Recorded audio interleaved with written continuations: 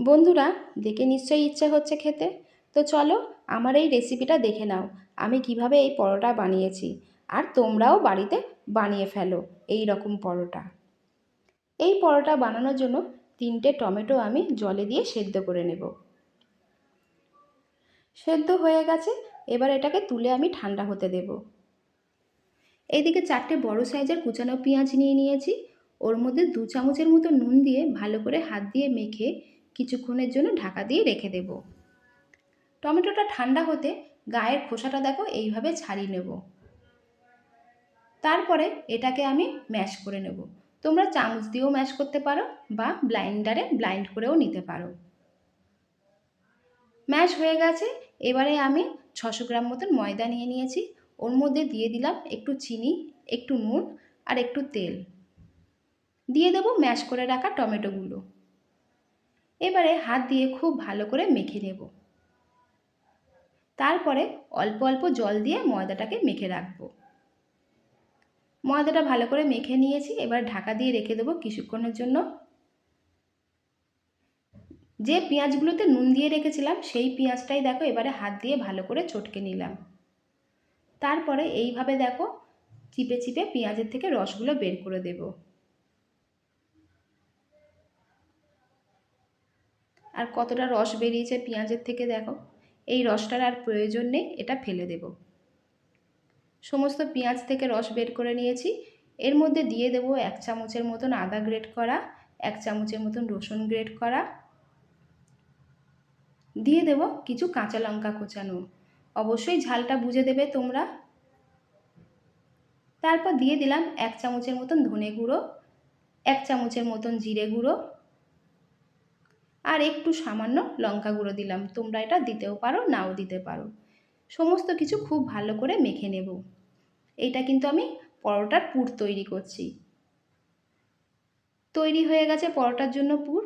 আর ময়দাগুলো লেচিও কেটে রেখেছি। এবারে একটা একটা করে বেলে নেব। বেলা হয়ে গেছে, এবার যে পেঁয়াজের পুরটা তৈরি করেছিলাম সেটাই দেখো দিয়ে চারিদিকে ছড়িয়ে দিচ্ছি এইভাবে। এইভাবে ছড়িয়ে দেওয়ার পর আর একটা বেলে রাখা পরোটা তার ওপরে দিয়ে দিলাম। দিয়ে দেখো দুটো খুব ভালো করে আটকে দেব যাতে খুলে না যায়। খুব ভালো করে হাত দিয়ে আটকে দেব আর চারিদিকে কিন্তু লাগিয়ে দেব যাতে পুরটা বেরিয়ে না যায়। হাত দিয়ে এইভাবে চেপে চেপে আটকে দিতে হবে। তারপরে আর একবার দেখো বেলেন দিয়ে আমি একটু বেলে নিচ্ছি যাতে খুব ভালোভাবে আটকে যায় দুটো পরোটা।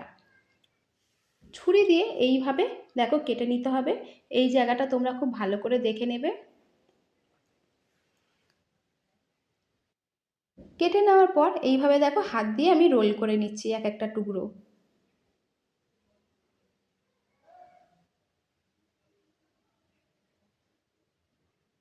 এইভাবে রোল করে নেওয়ার পর এই রোলটা আবারও আর একটা টুকরোর মাথায় নিয়ে গিয়ে রোল করে নেব। এই জায়গাটা তোমরা কিন্তু খুব ভালো করে দেখে নেবে বন্ধুরা। এই রোলটা হয়ে যাওয়ার পর আবারও এটা কিন্তু এর মাথায় নিয়ে গিয়ে এইভাবে রোল করে নিতে হবে।